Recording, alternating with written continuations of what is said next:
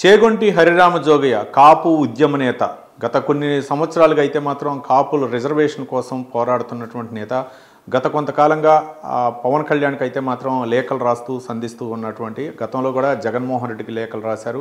ఇప్పుడైతే మాత్రం పవన్ కళ్యాణ్కి 21 సీట్లు తీసుకున్నప్పుడు గతంలో కూడా ఆయన ఆగ్రహం వ్యక్తం చేశారు. కాపులకు రిజర్వేషన్ కల్పించాలా, కాపు ఉద్యమానికి ప్రాధాన్యత వహించాలని చెప్పేసి పవన్ కళ్యాణ్పై చాలాసార్లు ఒత్తిడి తీసుకొచ్చినటువంటి వ్యక్తి. మరో నేత ముద్రగడ్డ పద్మనాభం, అలాగే చేగొండి హరిరామ జోగయ్య. కాపులు అంటేనే రిజర్వేషన్ కోసం పోరాడేటటువంటి ఇద్దరు నేతలు కూడా గతంలో చేసిన పరిణామాల నేపథ్యంలో కొంత ముద్రగడ్డ పద్మనాభం అయితే మాత్రం కొంత తగ్గినా, ఇప్పుడు చేగొండి హరిరామ జోగయ్య అయితే మాత్రం ఇప్పుడు లేఖల పర్వం కొనసాగిస్తున్నారు. అది కూడా ఇప్పుడు ఏపీ సీఎం చంద్రబాబు నాయుడు, అలాగే ఉప ముఖ్యమంత్రి పవన్ కళ్యాణ్కి ఆయన లేఖలు రాయటం మొదలుపెట్టారు. లేఖలో ఏమిందంటే ఆయన చెప్తున్నటువంటి సారాంశం, మరోపక్క కాపులకి ఇవ్వవలసినటువంటి 5% రిజర్వేషన్లు ఈడబ్ల్యూఎస్లో 10% ఉన్నటువంటి రిజర్వేషన్లో 5% కాపులకు ఇవ్వాలి అని చెప్పేసి ఆయన అయితే డిమాండ్ చేస్తున్నారు. మరోపక్క గత ప్రభుత్వం అంటే 2014లో చంద్రబాబు నాయుడు హయాంలో కాపులకు 5% రిజర్వేషన్లు తీసుకున్నటువంటి నిర్ణయం, తర్వాత వచ్చినటువంటి ప్రభుత్వం అయితే మాత్రం జగన్మోహన్ రెడ్డి కాలయాపన చేశారు, దాన్ని అమలు చేయలేదు. అది కేంద్ర ప్రభుత్వం ఆమోదించాలని చెప్పేసి చెప్పడం జరిగిందని చెప్పేసి చేగొండి హరిరామయ్య చెబుతున్నాం. మరోపక్క ఇప్పుడు విద్య ఉద్యోగ అవకాశాల్లో మాకు 5% రిజర్వేషన్లు కావాలా, దీని మీద పోరాడాలా అని చెప్పేసి చేగొండి హరిరామ జోగయ్య లేఖ రాయటం మొదలుపెట్టారు.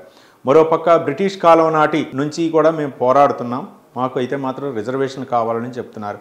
మరోపక్క పవన్ కళ్యాణ్ అంటే ఈ అంశాలపై స్పందిస్తారా? గతంలో కూడా పవన్ కళ్యాణ్ చెప్పారు, నేను ఒక సామాజిక వర్గానికి చెందినటువంటి వ్యక్తిని కాదు, అన్ని సామాజిక వర్గాలకి, నా సినిమా కూడా అన్ని సామాజిక వర్గాలు చూస్తారు, కాబట్టి చంద్రబాబు నాయుడు గతంలో ఏదైతే నిర్ణయం తీసుకున్నారో ఆ నిర్ణయం ప్రకారం కాపు రిజర్వేషన్ అమలు చేస్తారా, లేకపోతే కాపులకు ఒక ప్రత్యేకమైనటువంటి ఏమన్నా నిధిని ఏమన్నా కేటాయిస్తారా? గతంలో కూడా కాపులకి 5% రిజర్వేషన్ కేటాయిస్తూ అప్పుడైతే మాత్రం నిర్ణయం తీసుకున్నారు ఏపీ సీఎం చంద్రబాబు నాయుడు. తర్వాత వచ్చినటువంటి వైసీపీ ప్రభుత్వం అయితే మాత్రం కాపు సంక్షేమ నిధి అని చెప్పేసి దాన్ని కార్పొరేషన్ ఏర్పాటు చేసి దానికి నిధిని కేటాయిస్తామని చెప్పేసి దాన్ని కూడా కాలయాపన చేసినటువంటి అంశం చూస్తాం. అయితే ఇప్పుడున్న నేపథ్యంలో పవన్ కళ్యాణ్కి అలాగే ఏపీ సీఎం లేఖ రాయటం అయితే మాత్రం ఈ లేఖే చివరి లేఖ, లేకపోతే కంటిన్యూగా ఈ సారాంశం కంటిన్యూ అయితే లేఖల పరంపర అనేది మనం వేచి చూడాలా.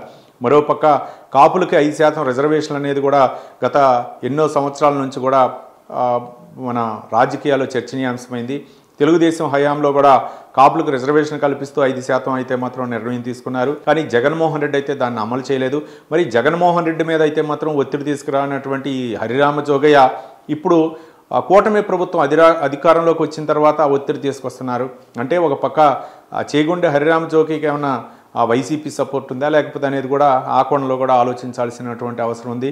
మరోపక్క గతంలో చేగొండి హరిరామ జోగయ్య ఈ లేఖల పర్వం కొనసాగిస్తున్న తరుణంలో గతంలో ఆయన మంత్రిగా చేశారు, లేకపోతే క్రియాశీలకమైనటువంటి రాజకీయ పాత్ర పోషించారు, అప్పుడు ఎంతవరకు ఉద్యమించారు, మరోపక్క ముద్రగడ్డ పద్మనాభం ఎంతవరకు ఉద్యమించారు అనేది కూడా ఒకసారి వాళ్ళ అంతర్మదనంగా ఆలోచించుకోవాల్సినటువంటి అవసరం ఉంది. మంత్రులకు పదవులుగా ఉన్న రోజులేమో ఈ రిజర్వేషన్ గురించి మాట్లాడరు, మంత్రి పదవి పోయిన తర్వాత మళ్ళీ రిజర్వేషన్ అనేది మళ్ళీ అగ్నికి ఆజ్యం పోసినట్లుగా ఈ నేతలు అయితే మాత్రం బయటకు వస్తారు. సరే, ఏదైతే మాత్రం ఒక సామాజిక వర్గానికి ఆ రిజర్వేషన్ ఏదైతే ఉందో దాని చేగొండి హరిరామ జోగయ్య రాసినటువంటి ఆ లేఖపై పవన్ కళ్యాణ్ అలాగే ఏపీ సీఎం చంద్రబాబు నాయుడు ఏ విధంగా స్పందిస్తారో మనం చూడాలి. కాపులకు కావాల్సినటువంటి 5% రిజర్వేషన్ ఇస్తే ఆ ఉద్యమం సమస్య పోతుందా, లేకపోతే ఇంకేమైనా కొత్త సమస్యల్ని సృష్టించే అవకాశాలు ఉన్నాయా అనేది కూడా మనం వేచి చూడాల్సినటువంటి అవసరం ఉంది.